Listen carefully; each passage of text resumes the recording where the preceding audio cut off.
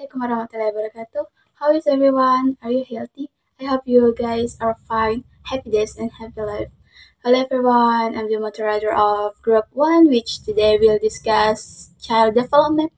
It looks like the material will be exciting because we will definitely experience something called development. Okay, but before going to the material, we have to introduce ourselves first. If you don't know, you won't love. Therefore, to build a special relationship, we definitely have to get to know each other.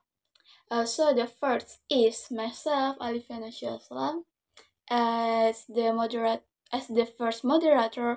The second is Nur Dewi as the second moderator, and the last one is the Nita Angriani as the third moderator. Each of us will explain the material based on the points that have been determined. We will explain 6 points, namely, first, what is individual development, second, prioritization of development, third, developmental aspects, fourth, the role of development in learning, fifth, factors that influence individual development, sixth, law of development. So, are you curious? Let's discuss it. Sebelum memasuki materi inti, kita harus tahu dulu nih, apa sih perkembangan individu itu? Jadi, perkembangan individu merupakan perubahan yang sistematis, progresif, dan berkesinambungan dalam diri individu sejak lahir hingga akhir hayatnya, atau dapat diartikan pula sebagai perubahan-perubahan yang dialami individu menuju tingkat kedewasaan atau kematangannya. Individu di dalam kehidupan akan mengalami perkembangan dari mulai bayi hingga dewasa di setiap tahap perkembangan tersebut. Ada tugas perkembangan khusus yang harus didapat setiap individu. Periode atau tahapan perkembangan terbagi menjadi 9 tahap, yaitu yang pertama itu masa sebelum lahir dari umur 0 sampai 9 bulan para tanal. Pada masa perkembangan sudah terjadi jenis kelamin anak dan bentuk fisiknya telah ditentukan pada masa ini. Nah, yang kedua itu ada masa bayi 0 sampai 2 tahun, babyhood. Dalam masa ini anak belajar tengkurap, duduk, berdiri sampai dengan berjalan. Anak juga mulai menunjukkan cara berkomunikasi dengan sekitarnya. Nah, yang ketiga itu ada masa anak-anak awal, yaitu dari umur 3 sampai 6 tahun, early childhood. Masa ini merupakan masa awal bagi kehidupan seorang anak. Perkembangan biologis terjadi sangat pesat, tetapi secara sosiologi masih ketergantungan oleh keluarga dan lingkungannya. Nah, yang keempat itu ada masa anak-anak akhir dari 7 sampai 16 tahun, later childhood. Masa ini merupakan masa anak sudah matang sekolah dan siap menempuh sekolah dasar. Yang kelima ada masa remaja 12 sampai 18 tahun, adolescence. Masa remaja merupakan masa transisi atau peralihan dari masa anak-anak menjadi masa dewasa awal. Nah, yang keenam itu ada masa dewasa awal dari umur 19 sampai 40 tahun, early adulthood. Masa dewasa awal dipandang sebagai masa seseorang mulai menjalani hidup yang sebenarnya. Yang ketujuh itu ada masa dewasa madya 40 sampai 50 tahun, early middle adulthood. Masa dewasa madya sering disebut juga usia setengah baya sebagai puncak perkembangan dan mulai memasuki masa kemunduran dalam kemampuan reproduktifnya. Nah, yang ke-8 dan ke-8 masa dewasa akhir, yaitu 50 sampai 60 tahun, late middle adulthood. Masa dewasa akhir merupakan masa perubahan seseorang menjadi tua dan diiringi dengan perubahan fisik dan juga psikis. Dan yang terakhir, masa usia lanjut 60 ke atas, old or later adulthood. Masa usia lanjut merupakan masa di mana manusia telah mencapai kemasakan dalam ukuran dan fungsi. Juga dipandang ini sebagai masa kemunduran perkembangan sejalan dengan waktu. Terima kasih. Thank you for opportunity. Okay, first of all, let me introduce myself. My name is Nur Dewi. I am the second moderator or the second speaker. Okay, here I will discuss number 3 and 4. 3. Aspek perkembangan. Perkembangan manusia umum melibatkan 4 aspek utama. yaitu fisik, kognitif, sosial, emosional, dan bahasa. Fisik melibatkan pertumbuhan dan perubahan dalam tubuh dan fungsi otak, kemampuan motorik, kesehatan, dan kebugaran. 2. Kognitif melibatkan proses berpikir termasuk memecahkan masalah, mengingat, dan belajar hal yang baru. Sosial atau emosional melibatkan interaksi dengan orang lain, pengendalian emosi, dan pemahaman dan pengenalan dan pandangan orang lain. Bahasa melibatkan kemampuan untuk membaca, menulis, dan berbicara, serta berkomunikasi dan memahami orang lain.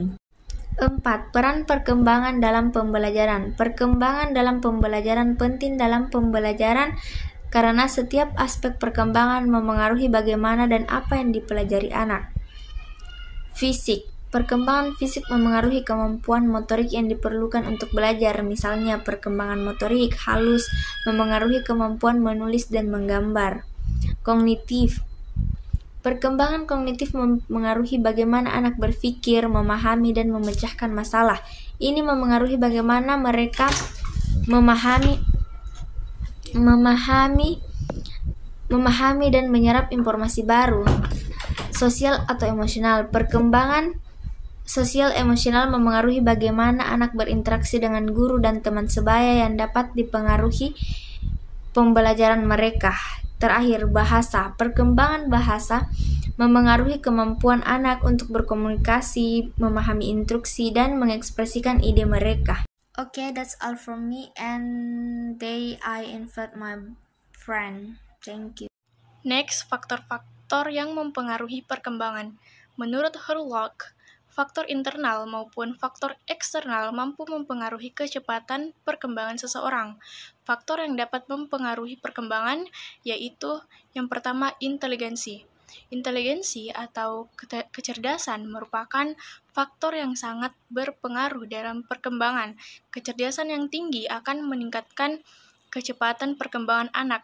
Sebaliknya, jika tingkat kecerdasan rendah, maka anak akan memiliki kemungkinan terbelakang dalam pertumbuhan dan perkembangannya. Yang kedua yaitu seks atau jenis kelamin. Perbedaan perkembangan dan pertumbuhan antara kedua jenis kelamin laki-laki dan perempuan tidak begitu jelas. Yang nyata dapat dilihat adalah perkembangan fisik atau jasmaninya, seperti anak laki-laki yang cenderung lebih besar dari perempuan ketika lahir, tapi ketika berkembang menjadi dewasa, anak perempuan cenderung lebih cepat dibandingkan anak laki-laki.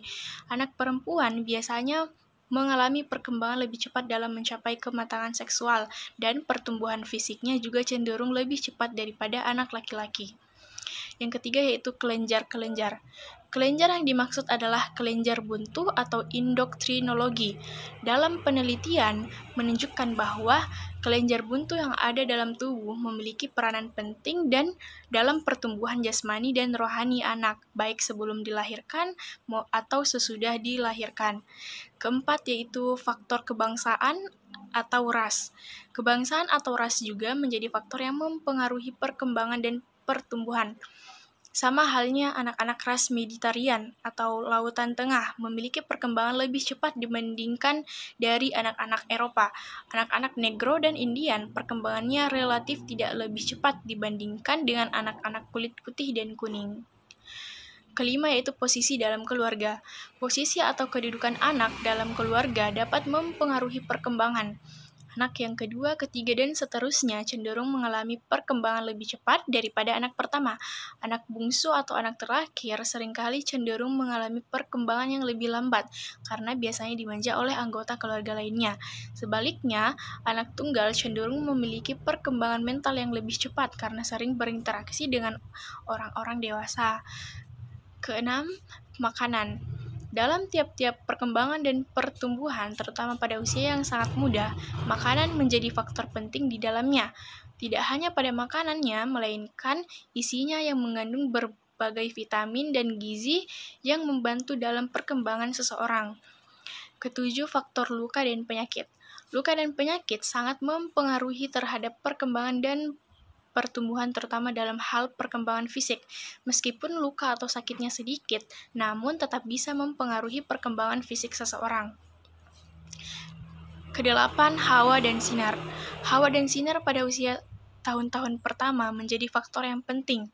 Terdapat perbedaan antara anak-anak yang mendapat hawa dan sinar baik dari lingkungannya dengan anak-anak yang tidak mendapatkan hal tersebut.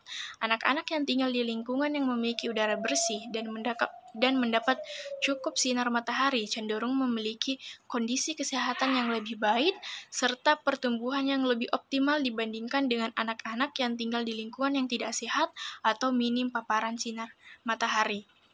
Dan faktor terakhir yaitu culture atau budaya. Sifat anak bayi itu adalah universal.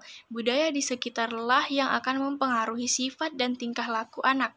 Budaya yang dimaksud di sini bukan hanya budaya yang ada di masyarakat, melainkan juga pendidikan dan sebagainya.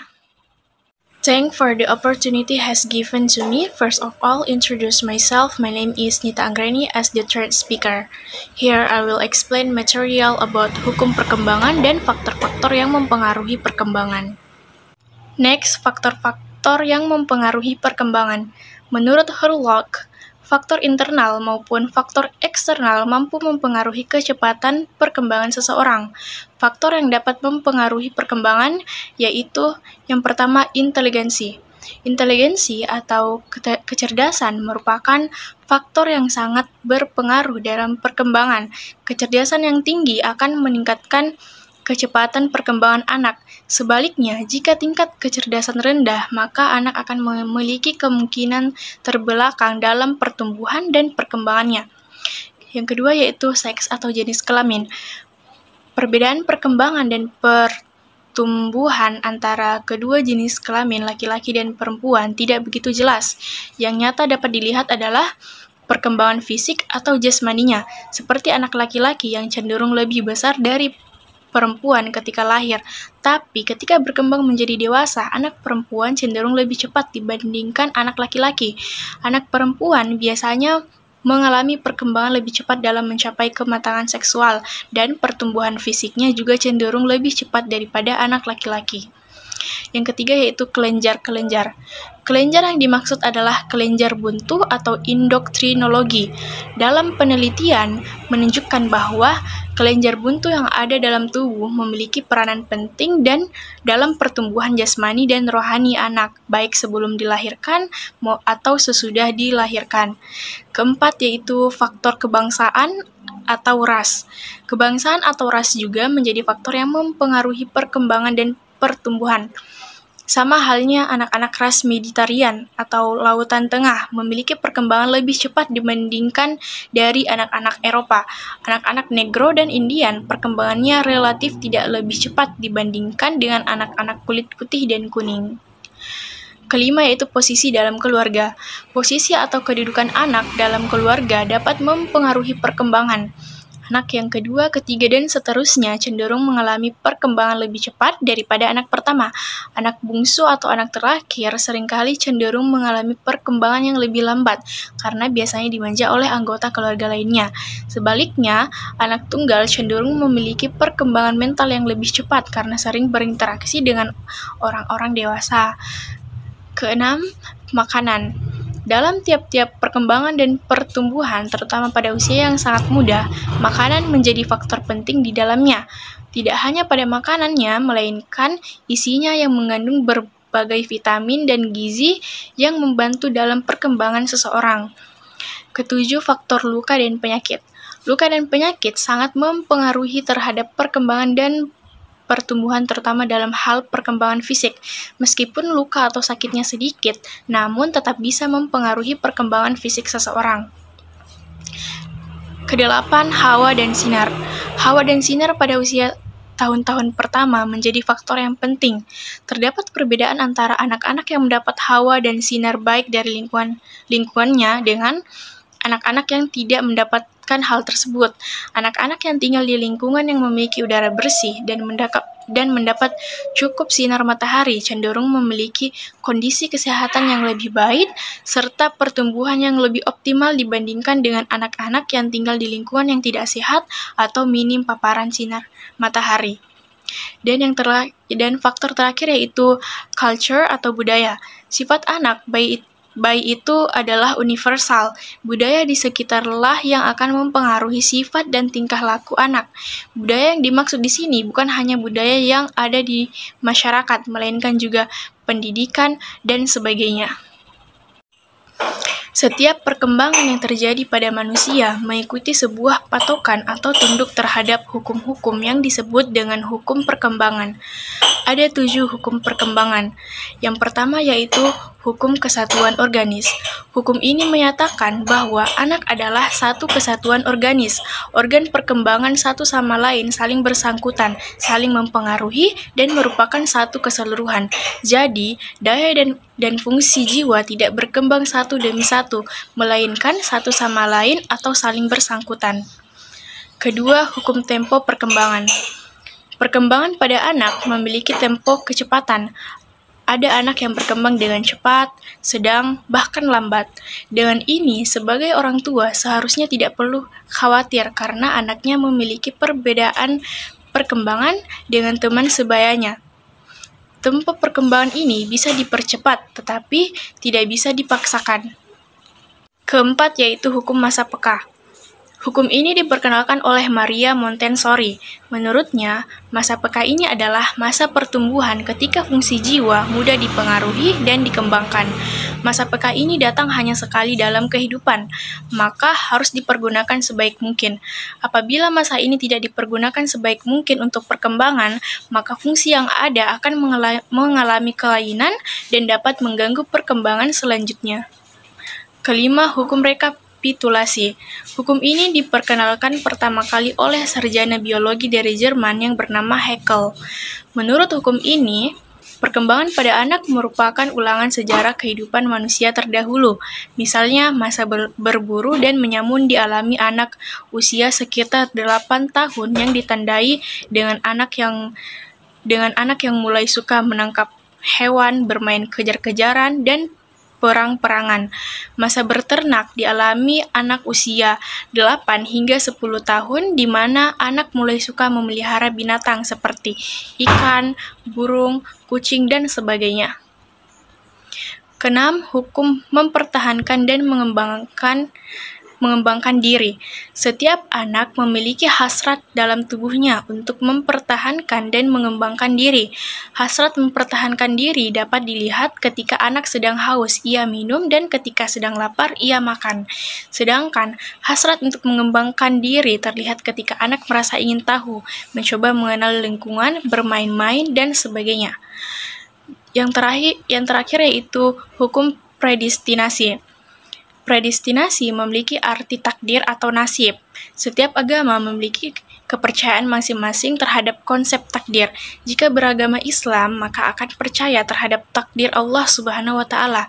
Berdasarkan hukum ini, perkembangan pada anak sejatinya merupakan takdir dari Allah dan sebagai hambanya hanya bisa berusaha dan harus menerima dan mensyukuri. That is the result of my discussion. Thank you for your attention and for watching. If there is something you don't understand, please ask. Okay, I close with wabillahi taufiq wa hidayah. Wassalamualaikum warahmatullahi wabarakatuh. Bye.